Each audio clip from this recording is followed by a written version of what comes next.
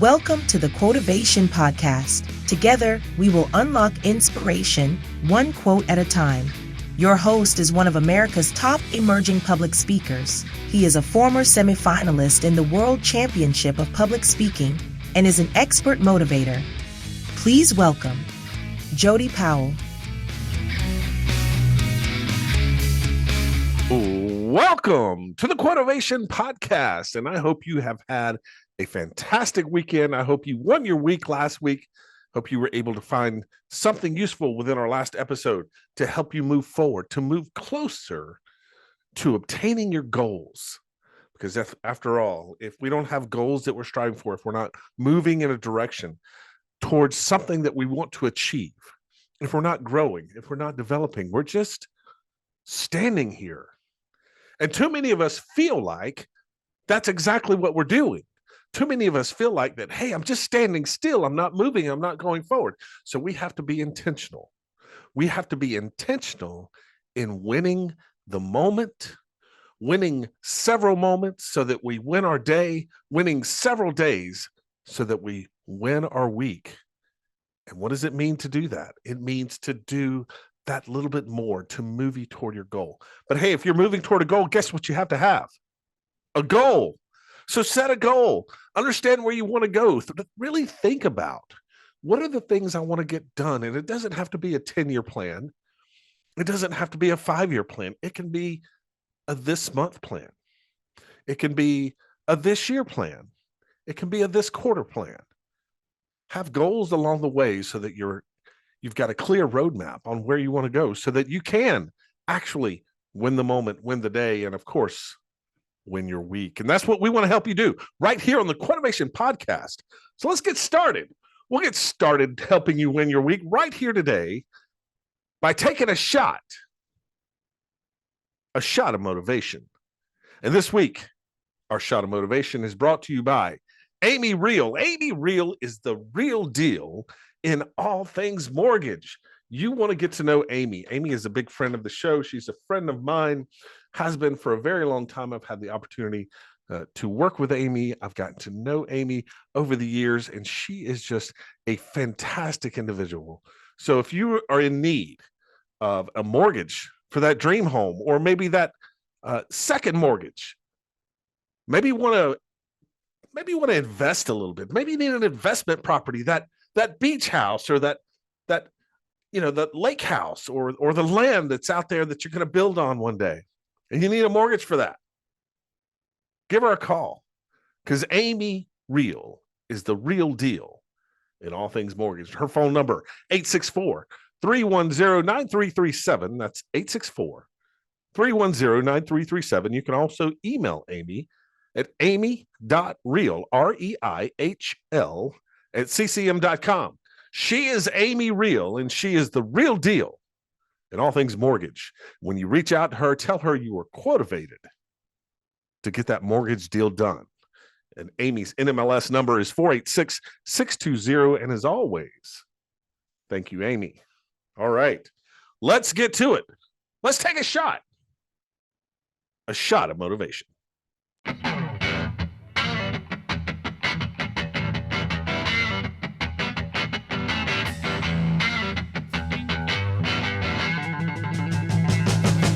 It's time for a shot of motivation, where the vibe's like taking a shot, but the high is pure inspiration. This is a quick, powerful boost of motivation to fire up your spirit. Get ready for a rapid infusion of uplifting stories, impactful quotes, and game-changing ideas. It's the swift, potent dose you need to amp up your game and win your week. It's a shot of motivation.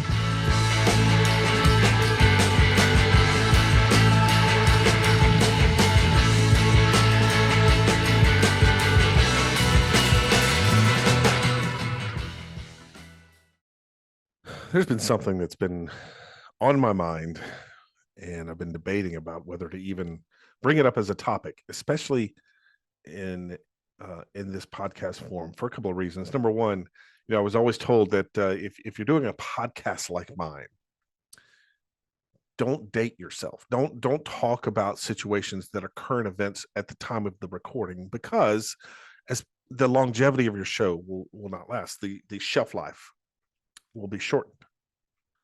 But I'm going to break that rule.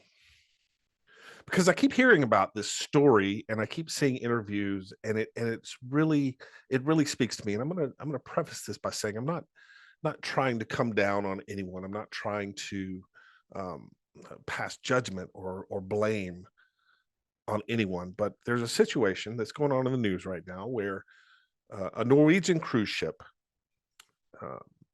came to port in South Africa, on an island just off the African coast. And if you know anything about cruises, you know that when you come to port, you have the option to get off the ship. You have a lot of activities that the cruise company will arrange for you that are cruise sponsored excursions at these ports. But you also have the opportunity, if you so choose, to book your own private excursion. And that's what several passengers did. They booked a private excursion outside the bounds of the cruise. Now, if you've ever been on a cruise, if you know anything about cruises, when you go to port, what's the one thing that they tell you? They tell you the all aboard time. They tell you what time to be back. And folks, they don't mess around. That's the time you need to be back. And so, unfortunately, there were some individuals that were left behind that missed the boat, that missed the return to the all aboard time because their private excursion was delayed. It ran long. Now, if the excursion is a cruise sponsored excursion and they experience some kind of delay, the cruise ship will wait. But if you book your own excursion, or if you go out on your own, or if you just go exploring, it's on you. You got to get back. When it's time to go, they'll tell you, we'll leave you. We're not hanging around. We got a schedule we have to keep. These cruises have to stay on schedule. I even heard one travel expert say that these cruise companies have to pay for the amount of time that they are in port. And so if they stay longer, they have to pay more. And so when they tell you to be back, you need to be back. This wouldn't have been such a big, this happens a lot. People get left often because they don't return. They don't return to the ship in time. But for some reason, this story has just kind of blown up. And what I really want to address, or what I really want us to think about, are some of the interviews that I've heard from these passengers and the way the media is portraying this. Stranded on an island, abandoned. No, they missed the boat. They weren't stranded. They weren't abandoned. They didn't get back on time. One cruise passenger who was left behind said this. She said, after what we witnessed, we truly believe that although there's a set of rules or policies that the ship may have followed, they followed those rules too rigidly. I believe that they forgot that they are people working in the hospitality industry. And really, the safety and well-being of the customers should be their first priority.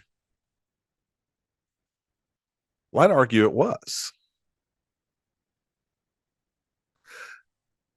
That's why they told you to be back at 3:30. That's why they told you what time you need to be back on the ship.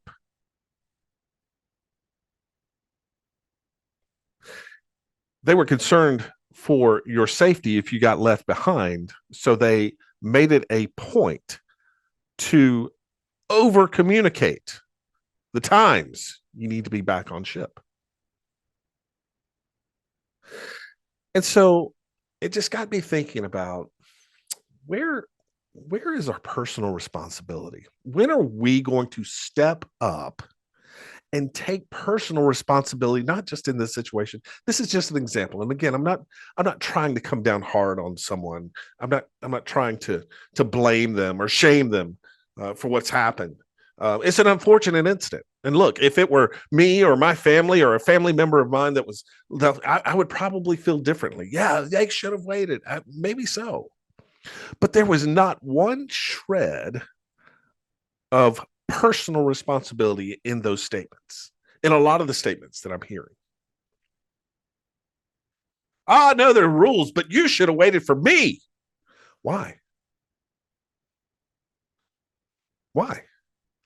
What is it that makes you so special that we should break the rules and the company should have to pay more to sit in port and wait for you to get back from your personal excursion that you secured privately outside of the excursions provided by the cruise?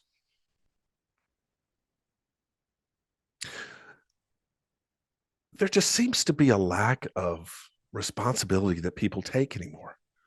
We don't take responsibility for our own actions. When things happen, when there are consequences to things that we do that we know are against the rules or sometimes even against the law, how dare you? How dare you arrest me? How dare you write me that ticket? Do you know who I am? How dare you leave me when I'm an hour late returning from my private excursion that I booked outside of the ones that you provide? Knowing the risks, knowing that I could be left behind, but how dare you leave me behind? You didn't really mean that, did you?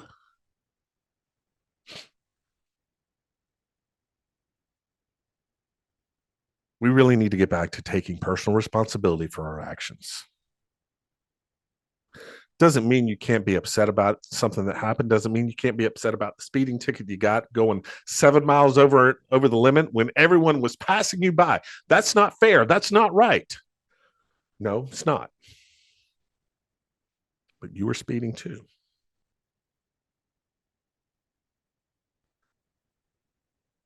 I don't know where we lost our way.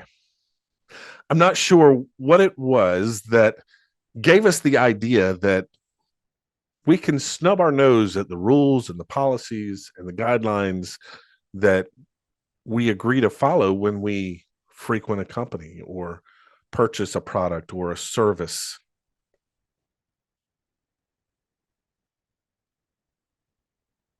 The cruise line is in the hospitality business, and they had hundreds, maybe even thousands. I don't know how big the ship was. I don't know how many people were on it. But they had a whole large group of people that were able to get back onto the ship on time. So if I'm one of those people, why is my vacation going to be held up and I'm going to be late to the next port of call, or I'm going to miss the sunset that I wanted to see as we cruise out of the port? Why is my experience going to be held up because you couldn't come back on time? That's the responsibility.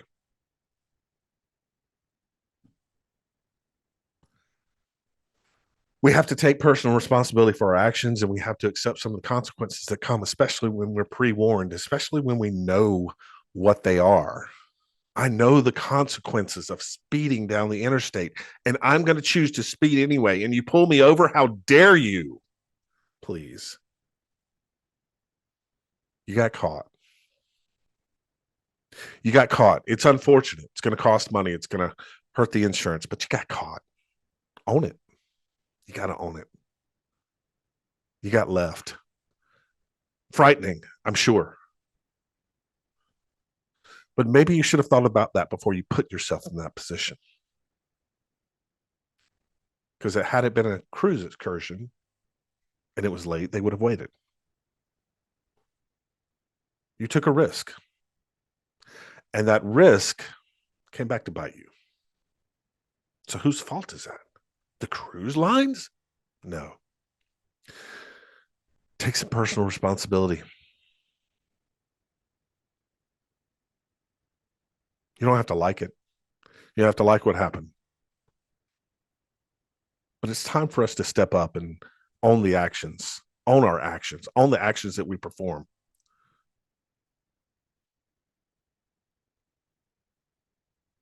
And know that there could be an opportunity here for me to experience something that's not pleasant. It's not great. There's consequences in actions.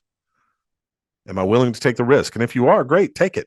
But when those consequences come, understand there's one person that put you in the position to experience those consequences. That person was you. So this week, as we move forward, think about your actions. Think about the things that you are doing. Understand not only the positive benefits of your actions, but also the consequences of your actions, and weigh them out in order to take the risk or not to take the risk. And if you decide to act, whatever it is, it could be for a great cause, it could be for a great reason. But if you decide to act and consequences come, accept them. Take some personal responsibility, because the decision ultimately was yours. And that's how you win your week. And that's your shot of motivation.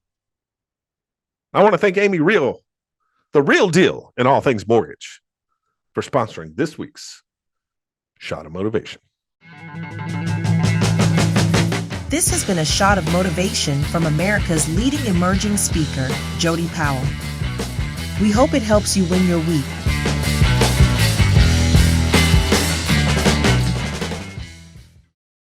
All right, let's get to our special guest this week. Victoria Fusco, the visionary leader behind the LeaderHQ, leverages over a decade of leadership and entrepreneurial expertise. Her journey is defined by the belief that effective communication can change the world, and a deep commitment to empowering leaders to their highest potential. As founder and coach at the LeaderHQ, Victoria is dedicated to cultivating a culture of continuous growth, fostering leaders who inspire themselves and others. Her mission is clear: to empower leaders to unlock their full potential, creating a ripple effect of positive change throughout organizations. Welcome to the Quotivation Podcast, Victoria Fusco. Victoria, how are you? I'm good. How are you? Thanks for having me on. Absolutely. I've been looking forward to this conversation, and I'm excited to have you on the Quotivation Podcast. Why don't we start off? Tell us a little bit about the LeaderHQ, how this got started, how you got into this, where you derive your passion for leadership development from. Awesome. Just a little bit? How much time do you have? We got all the time in the world. Go right I know, ahead. right? I know. So the LeaderHQ is leadership development, but specifically it's all about soft skill development. So we don't do business coaching, we don't do HR. We seriously only focus on empowering the leader and empowering every person on their team, from entry level to executive, within the company, to have those leadership skill sets. And that way too, you can better identify who is a good candidate for future leadership as well. A lot of people kind of wait a little too long on that, and then the leader, the manager, has to catch up on those really essential skill sets to be on a team, not just leading the team. LeaderHQ was born officially in December, but I've had my business for 10 years, and it's just kind of been a journey of evolution into leadership development, starting in marketing and events for client success and small business. So it's really been little kind of ticks into place to get to where we are now. That's really awesome. And some of the things that you have available, I want to dig into a little bit. One of them is Hugs and Hustle. Tell me, Yes. I love that name, by the way. Hugs and Hustle. It sounds like what I needed growing up when I was playing sports. It's like, don't yell at me, coach. Give me a hug, and then I'll hustle. Exactly. That's so funny. Yeah, tell me about empowering women leaders. Yeah, absolutely. Well, it's funny because the name was actually born from just a little bit of dyslexia. I read somebody's shirt wrong on a Zoom call. I was in a group Zoom call, and this woman, I don't even remember who she is. She probably thinks I'm crazy. But I was staring at her going, Hugs and Hustle. I love that. And she ended up talking and moving, and I saw it, and it did not say Hugs and Hustle. So definitely a universe God thing. I was like, all right, well, I guess that's just the name of the business moving forward. But once I secured that, it kind of gave me a little bit of direction into what leadership development needed specifically. And being a young woman in the business community and a leader, just being able to experience kind of some of those setbacks and understanding how to overcome them, and not necessarily, complain about it or sit in victim mode, but instead figure out how to play the game and play it well, and kind of leverage it to work for you. So Hugs and Hustle was born from that. And we actually still work with mostly women in management and more male dominated industries. So like the construction world, tech, finance, even some like assistant things like virtual assistant, things like that. So it's just kind of how can we allow your voice to be heard in a more male dominated industry? And how can we just teach other people how to advocate, not just for women, but minority as well in the workplace, just across the board?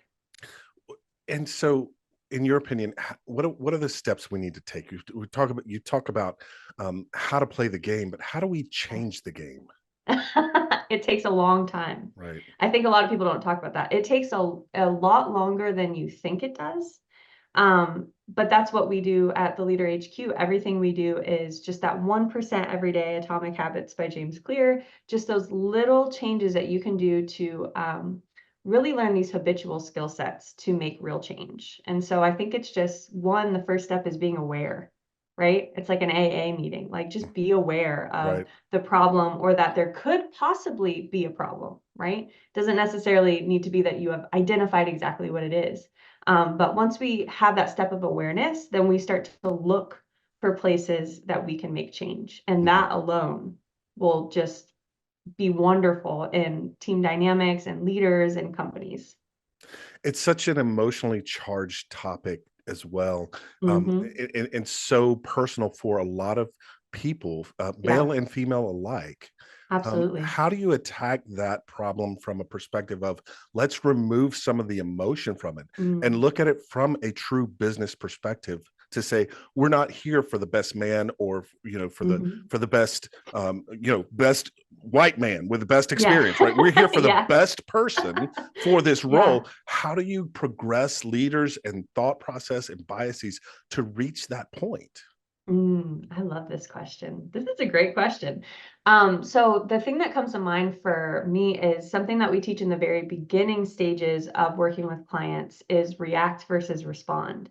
And how we define react versus respond is reactions more of emotional mixed in, kind of like a pinball machine. And a response is just an opportunity to have a two-way conversation. And so how I kind of draw it out on the whiteboards, I always have my like rolling whiteboard with me everywhere I go, is I write two arrows going up, but they're next to each other. It's an emotional parallel. Mhm. So I think just explaining that concept a lot of times helps people say, oh, I can have something happening in my environment. It doesn't mean that I need to be a part of it. I can step out of the crazy chaos storm and have a two-way conversation moving forward out of the storm. Mhm. And so I think if we just lean into having deeper conversations, and knowing that having a conversation without emotion mixed in that reaction versus response is even a possibility for people. I think if people can just realize that, again, that awareness, Right. it really makes a difference. And that it's so interesting because as you're explaining that, I'm thinking that is a soft skill in and of itself, number Yeah. one. Yes. But it could be applied to so many different scenarios, situations. I think Absolutely. about how we're just divided politically, Oh yeah. and the emotions that are involved in Hmm. that. If we could step aside, like you Yeah. said, from that and have conversations, that's Hmm. what leads to results. And it's Yes. not I'm going to get you and you're going to get me and I get this zinger in. Yeah. It's all about understanding it and listening with an empathetic ear to the other Hmm. side so that you at least have the perspective. Absolutely. And that's actually perspective is one of our three P's is everybody has problems, but everybody has perspective. And you have to act out of patience, which is that response versus reaction. And perspective is like, I mean, you could grow up on the same street, but have two totally different experiences in life. And True. everybody's perspective on the world is dictated by how they were grown up and what they were taught to believe in the world. Because what's that wheel? It's like our beliefs dictate our thoughts, provide our actions, provide our results. And so it's like that belief system really drives perspective and results we get in our life. It's super psychology. That's a totally different podcast, but we could be here for hours. Maybe that's one we need to have because it's Yeah. fascinating. And so from the perspective of Hugs and Hustle and empowering women leaders, Yeah. what are some of the things that you're seeing? There's definitely we hear about pay discrepancy. Mm. What are some other discrepancies that are out there between the male dominated industries Yeah. and the female that's trying to break into those industries? I think the biggest thing that I've seen that's just kind of been a pattern across the board, no matter what industry it is just being taken seriously. Hmm. A lot of women, and just from our kind of studies working with clients and our own personal experience on our team, is just realizing that getting that extra step to be taken seriously, women really have to show up with data.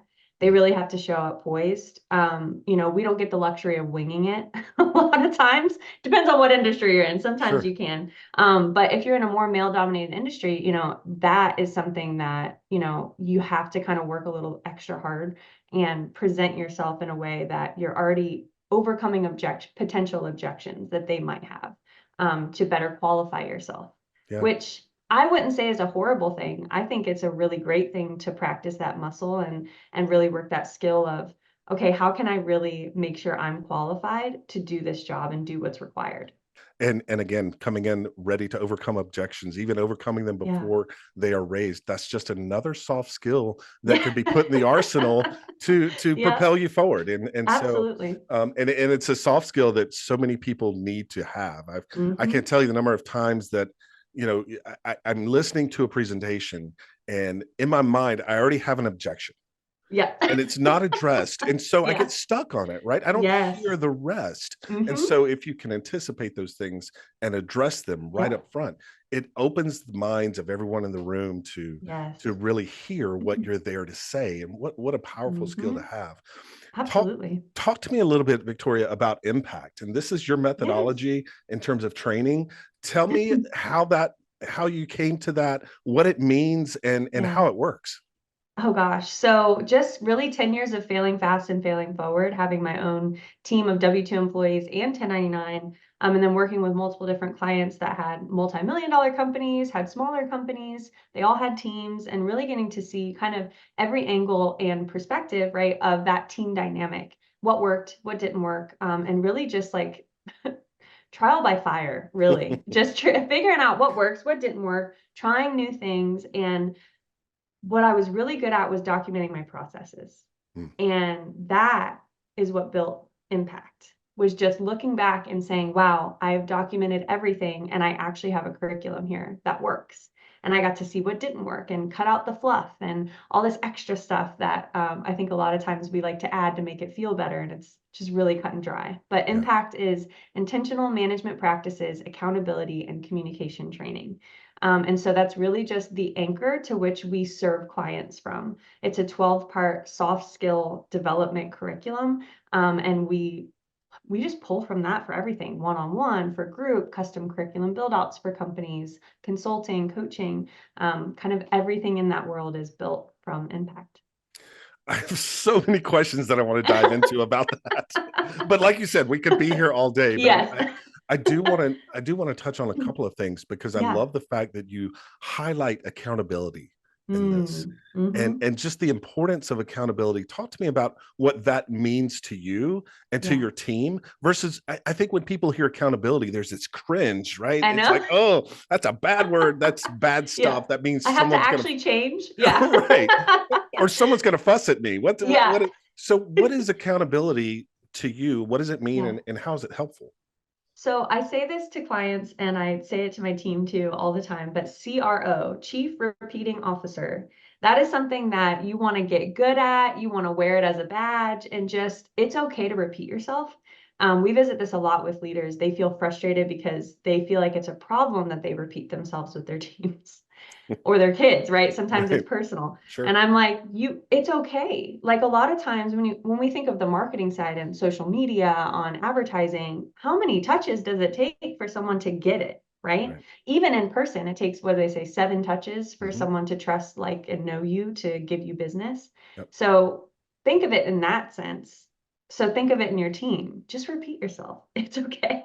Yeah. So that's the biggest part of accountability. And then the other side that we do that we actually practice what we preach is all of our offerings, besides some like very, very short-term stuff, starts at 12 months. And Mm. that's because it's habitual. And Yeah. accountability means we're not going to keep telling you have to do this stuff, but we're going to actually walk with you, hold your hand, and guide you through this whole process until it just becomes a part of your personality. Soft skills. Yeah. Soft skills and guidance and really there to uh, with the intention of making you better. And I Mm-hmm. think if we can look at accountability not as a cringe word, as a, I'm Right. going to be in trouble, Yeah. it's more of a, hey, let's walk through this. Let's make sure we're doing the right things to develop the right muscles to exercise the Yeah. right practices. I think that's really powerful. And then Yeah. communication. I love that you highlight communication as well, because Yeah. that is probably the number one Yeah. most overlooked. I assume I'm a great communicator because I can say words, and that is Yeah. not the case at I'm all. articulate. Yeah. It's like, Right. okay. That's not what communication is. Yeah. Talk to me a little bit about your communication training. Oh gosh. So I love our communication training, and I would say this is the first pillar of really what we teach at all. We define communication, we define kind of those nuances within communication. And so what we teach around that is really the core down to like feedback, tone of voice, body language, even like voice inflections and how you say things. So it really is just more about how can we get down to these basic human skills of communication versus, again, just that fluff or that extra stuff that, that maybe makes you feel really smart, but let's just bring it down and say, how can we just say what we mean in a way that gets through to the other person? We have a whole section all around how to be direct but kind. Because a lot of times we get leaders and managers that feel, like you said, that they communicate really well, but the data is showing that their team isn't getting it still. Their team is still misunderstanding. And all we can do as leaders is say, well, that's something on my part that I need to figure out how to fix. And so a lot of times I feel like I'm being direct. And when we go through our little chart exercise, they're more in the indirect, like kind of column there. Sure. So we have a bunch of ways to figure out how to find the balance and just really tactical things, and quantifying some of these soft skills that make it more tangible. Yeah. I think communication, like a lot of things, really comes down to making the person that you're communicating with feel safe. Yes. And once that, because that brings the wall down. If there's a Yep. wall there, you can be the most articulate, impactful communicator, and Yep. it's going to hit the wall, right? And so part of that ability to tear the wall down is to make someone feel safe, even when you're having Yeah. those tough conversations. It's Oh, like, absolutely. they're having this tough conversation with me because they care. They want Yeah. me to be better. They want me to know that this is something that is a problem that needs to be addressed, and they're going to help me address it. It's not go be better at this. It's, hey, let's Yeah. walk through this together and go on this journey. So that's really powerful. And it's an art. It's a skill. It has to be worked. It has to be exercised and developed. So consistently, even when you feel like you hit it and you're really doing a great job, if you don't use it, you lose it. I mean, that is in everything in life. You have to continue to practice it and have those hard conversations. So yeah. That's exactly right. Yeah, it's definitely, we've never arrived. No. And if someone says that, run. Make sure that you run in the opposite direction from whoever has said that. Like, they are not your people. That is exactly right. Exactly right. Well, Victoria, I definitely want to get to your quote because it's one of my favorites. Tell everyone the quote that you're bringing to us today, who said it, and why it's impactful to you. Yes. So it's Maya Angelou, and a lot of people have heard a version of this quote, and I'll probably butcher it, but people will never forget how you made them feel, but they'll always forget what you did, what you said, all the things. I know I'm really butchering this, but people will always remember how you made them feel. Like that is really the core of building the LeaderHQ, to be honest with you, because our mission statement sounds wonderful, but really it's just, how do we get to that human connection? Like, how do we just connect with people on a basic human level, and make them feel okay? Like, everything is going to be okay at the end of the day. And I think as leaders and managers, it has to start there to be able to show others that it is okay and that it's okay for ourselves too. It is, and it's so much more than, because I think a lot of people, or some people, will hear that and say, "Oh, that's that touchy feely stuff that." Yeah, I know. It doesn't belong in business. This needs to be A to B to get C, and it's just, there are environments out there, and maybe they are semi-successful in the short term, but at the end of the day, they're in seasons, and Mm-hmm. they're constantly recruiting Mm-hmm. because they're constantly turning over talent. Yes. And Mm-hmm. I don't know what it's going to take for a lot of businesses to understand the absolute need to Mm-hmm. connect with your people on Absolutely. an emotional level. And that doesn't mean Mm-hmm. we have to be all up in their business. It doesn't mean we have to know things, but Yep. it does mean that it's a responsibility of leaders Yes. to create a safe space Mm-hmm. and to allow people to feel like they can come with their ideas, their Absolutely. perspectives, and so many people just don't get that, and it can be frustrating. um Absolutely. Emotional regulation is, if you can learn that skill, when we talk about emotions, that's not fluffy. Like mhm. emotional regulation means that you are able to take a pause and you're in response mode.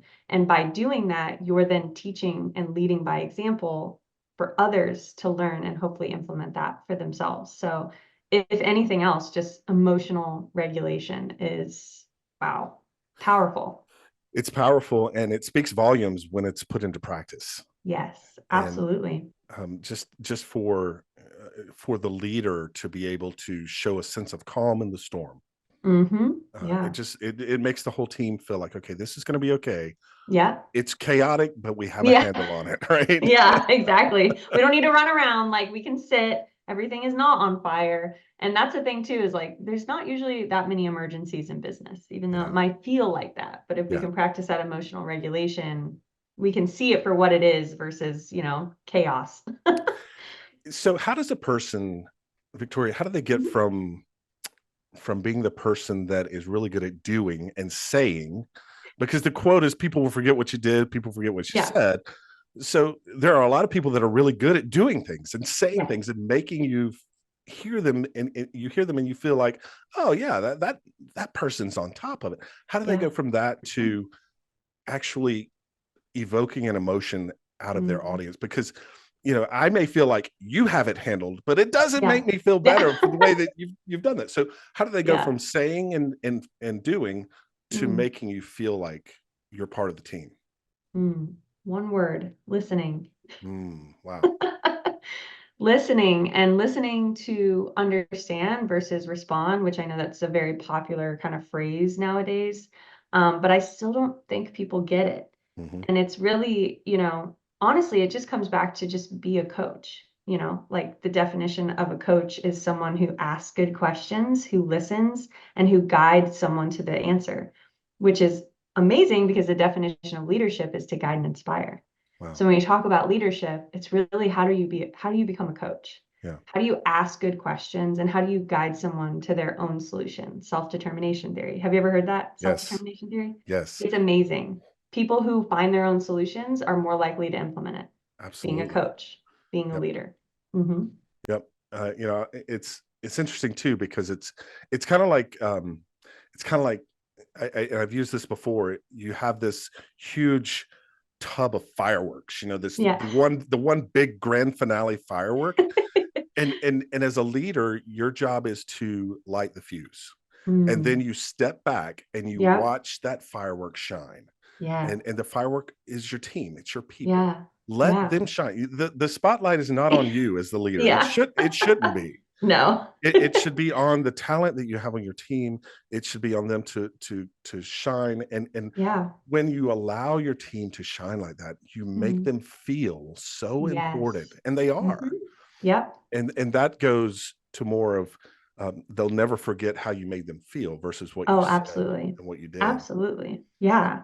And that's the thing. People want to be heard, seen, valued. They want all those things. Mhm. But I mean, and it's just funny because it just comes down to ego, which ego is not necessarily a bad thing. It's there for our survival and helps us with confidence. And so the more that you can get someone to talk about themselves, like you never know if that's going to be their only chance that they get to be shame free and talking about Yeah. themselves, because a lot of people grow up with feeling shame around making it about them. And so what you can do as a leader is step completely out of the way, and into their shadow. And I think, the work that we do is not necessarily to take leaders down, but to teach them how to lift their team up above them, Sure. which makes a big difference. And Sure. a lot of management and leaders are in those positions, or maybe they got in those positions at first because they thought leadership was something different than support. Right. But the beautiful thing about learning that it's support is that it takes the pressure off the leader. It doesn't have to be lonely, and you don't have to have all the answers, which Right. is a big shift for a lot of executives. It really is. If Yes. As a leader, if you can learn the fact that you don't have to be the expert and have all the answers, you're 50% ahead of the game, ahead of everybody else, because it kind of comes down to, as the leader, because a lot of times we talk about leadership development, and it is about helping them become supportive, and about helping grow the team and put the spotlight on the team. But as a leader, there's also a psychological need within you. Yes, you need to feel appreciated as well. And so there is some feeding into that that needs to happen, because we spend so much time focusing on other people that we neglect self-care. Yes. And I think there's a fine balance there, because you can't make people feel empowered and important if you don't feel like you are. Yeah. I always say you can pour from an empty cup, but it's backwash. And it's dirt, and we don't want that. Like, please go take a week and come back, because when you're pouring into us, I want it to be your good top of the cup stuff, that is the best. That's the best quote I've heard on this podcast. That's fantastic. I love that. I love that phrase, because we're like, can't pour from an empty cup. We hear it a lot in church. If anybody's ever been raised in church, we hear that all the time. I'm like, oh yeah, you can. I've experienced some people who have been pouring from an empty cup for a long time. That's so good. That's so true as well. Yeah. So Victoria, as we wrap up, one of the things that I love for my audience to do is win their week. I love for them to be able to take something from these episodes that they can apply to their daily life, whether it's work or personal, whatever it is, something that's going to inspire them to move closer to their goal, do just a little bit more this week than they normally would. When you think about this quote from Maya Angelou, people will forget what you did, people will forget what you said, but they will never forget how you made them feel.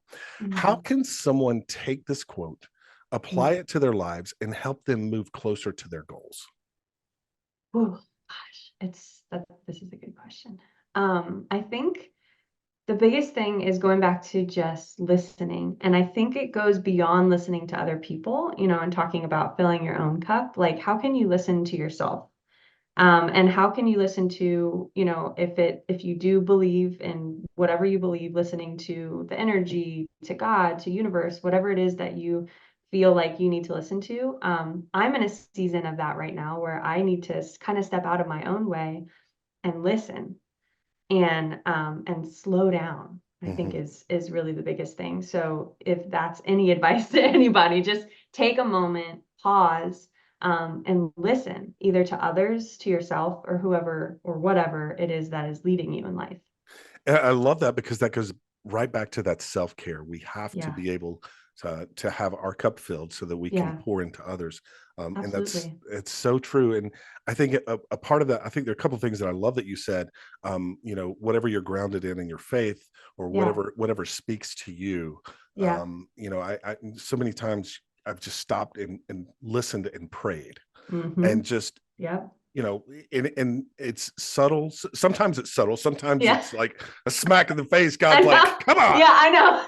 I've had a couple of those lately. God's like, excuse me, where are you going? Like, how many times I got to tell you? I know. But just being able to listen is such an important skill. And people think, oh, I listen. Do you really? Oh, it's like, well, another part of that too is, are you willing to do what's required?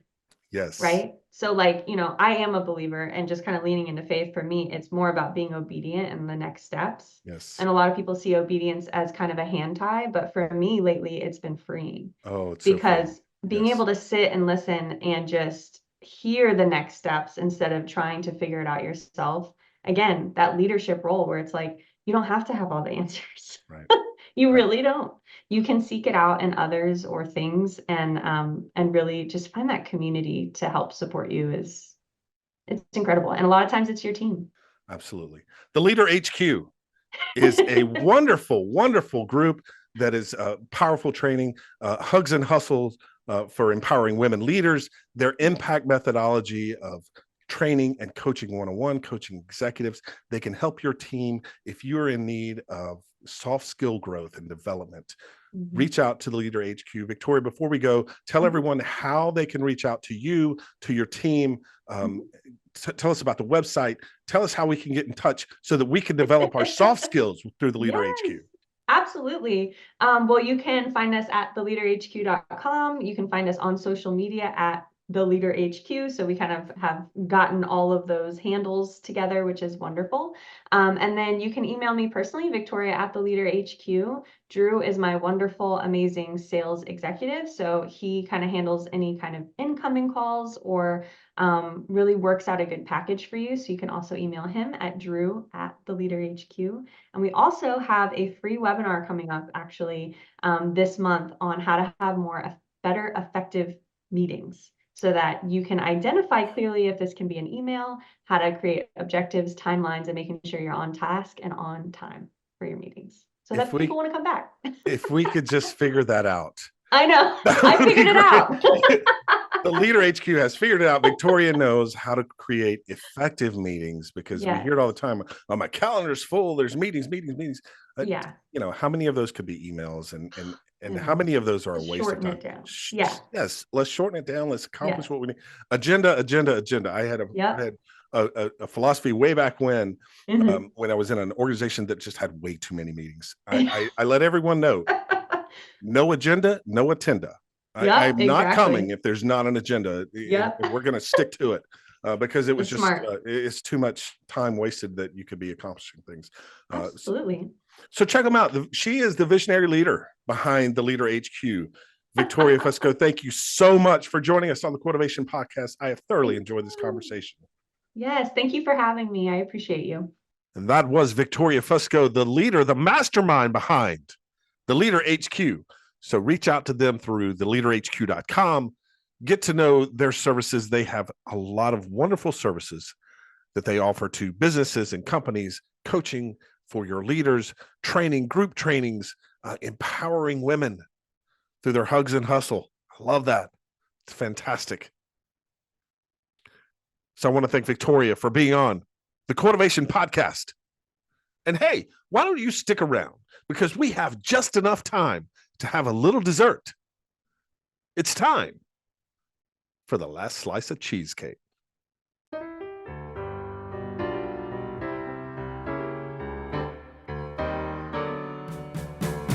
How about some dessert before you go?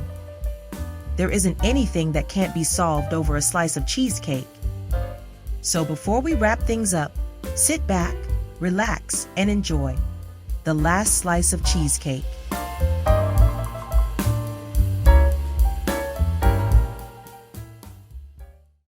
It can never be said enough that the development of soft skills is so incredibly important. And they're the ones that we tend to overlook, right?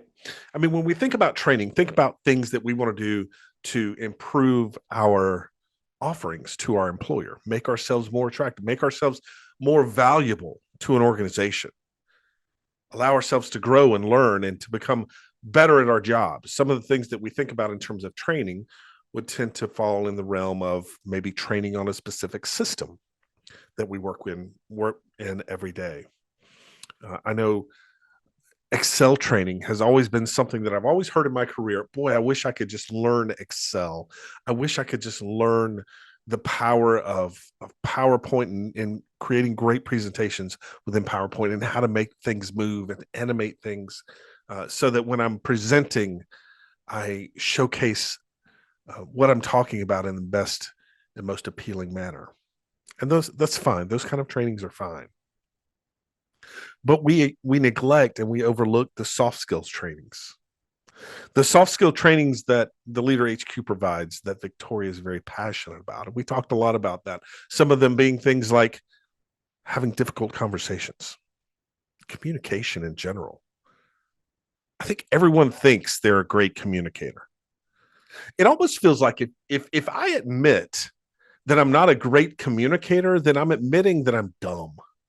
Like, it should just be one of those basic things, right? We learn to talk when we're like 2 years old. Some of us say our first words, At 9 months, Dada. Suddenly we're communicating. We're pointing as little kids. Want that, want that. We learn the word no very quickly as small children. And so we think because we learn the language, or we learn to speak, we learn to talk and express things, that we suddenly just become these great communicators. And that's not true. It's okay not to be a great communicator. Most people aren't, quite frankly. Because it takes more than just talking to be an effective communicator. You have to be able to listen. Oh, I hear what you say. I heard what they said. Well, there's a difference between hearing what's said and listening. Truly, effectively listening. Because when we listen, we understand. Part of understanding is not just what is trying to be conveyed to us, not just what is being communicated, not just what is being said, but who's saying it and why. Why do they feel the way that they feel? What's sparking this communication? Is it informative? What am I supposed to do with this information that they're providing to me? I'm a fixer. A lot of times my wife will come to me and she'll have this problem or this issue or this thing that she's concerned about, and she'll start talking. And immediately in my mind, I am going into fixer mode. Oh, well, here's what you need to do. You need to do this, this, this, and this. But I'm not listening. I'm not listening because she doesn't want me to fix it. She just needs to vent. She just needs to talk. Sometimes she just needs to talk it out, and she's able to come up with a solution on her own. And so I'm not a very effective communicator when I don't stop to understand why I'm receiving the information that I'm getting. And all of this ties into a wonderful quote that Victoria brought for us today from Maya Angelou. And the quote says that people will forget what you said, people will forget what you did, but people will never forget how you made them feel. So what does listening have to do with that then? What does being a great communicator have to do with that? Well,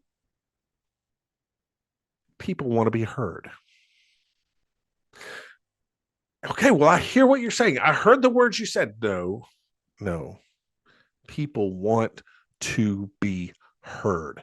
They want their message, their feelings, their thoughts, the reasoning behind why I'm saying the words to be understood by the person we're communicating with. I want you to understand not just what I'm saying, but why I'm saying it, what perspective I have in terms of communicating this to you, how I see it from my point of view. Really listen empathetically to me so that you understand what is being communicated. You're going to forget what I said eventually. You'll even forget what I did in response to your response, or maybe in response to what I'm trying to communicate to you. But you'll never forget how it made you feel. If I come to you with a problem and I express that problem, and you say, okay, I hear you, I got you, and you don't do anything about it, I'm going to feel unheard.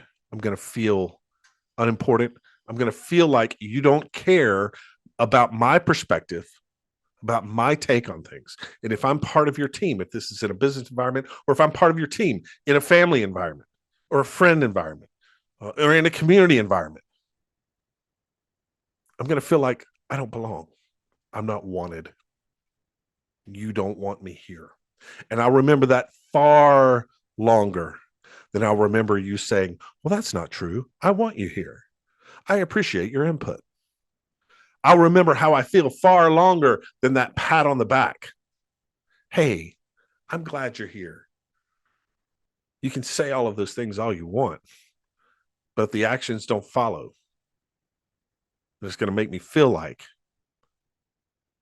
there's an ulterior motive, that I'm actually not wanting to hear, that you're not authentic, that I can't believe what you say.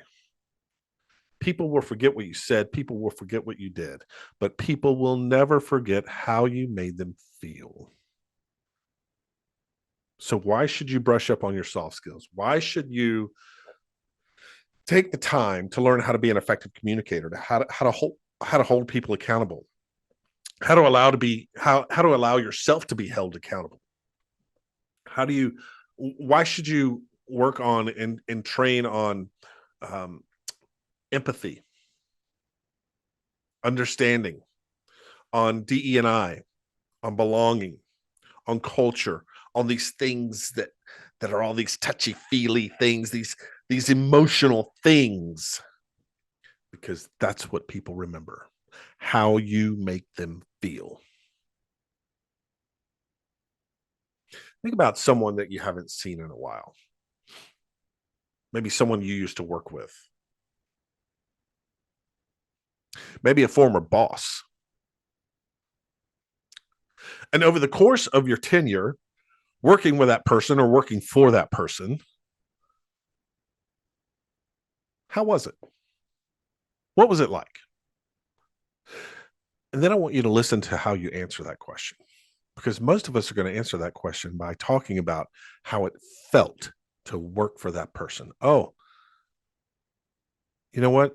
It was wonderful because they empowered me. I felt empowered to do my job. They did not micromanage me. I felt trusted to do my job. We remember that far longer than a conversation or something they said in an annual evaluation, or a performance review, or a coaching session. You remember how it made you feel, not necessarily what was said or anything they did. So as we think about this in terms of winning our week, what are the things that we can do? What are the things that we can take away? I think primarily the biggest thing is understanding the power that you will possess when you truly hone your soft skills,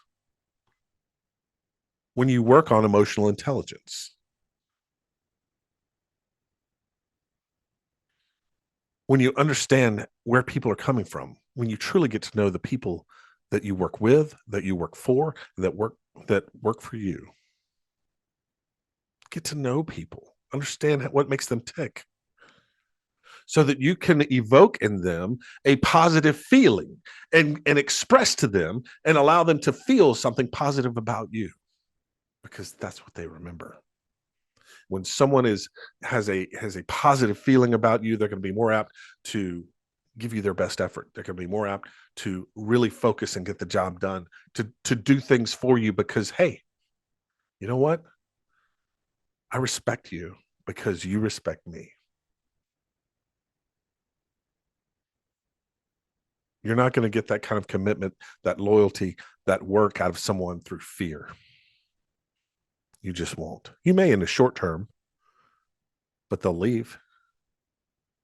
And when they leave, they're going to leave a scorching road behind them about how you made them feel.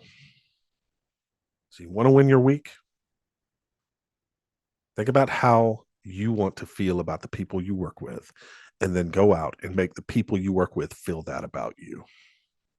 That'll help you win your week. People will forget what you said. People will forget what you did, but people will never forget how you made them feel. By Maya Angelou. I want to thank Victoria Fusco for coming on the Quotivation Podcast and sharing her information and this wonderful quote with us today. I want to thank Amy Reel for sponsoring the Shot of Motivation. And I want to thank you for listening. That's all the time we have. Until next time, stay quotivated. You have been listening to the Quotivation Podcast, hosted by America's leading emerging speaker, Jody Powell. If you would like to book Jody to speak at your company, conference, or next event, visit www.jodypowellspeaks.com. You can also email him at Jody, that's Jody, @jodypowellspeaks.com. Thanks for listening. Don't forget to like, share, and subscribe to the Quotivation Podcast. And remember, stay quotivated.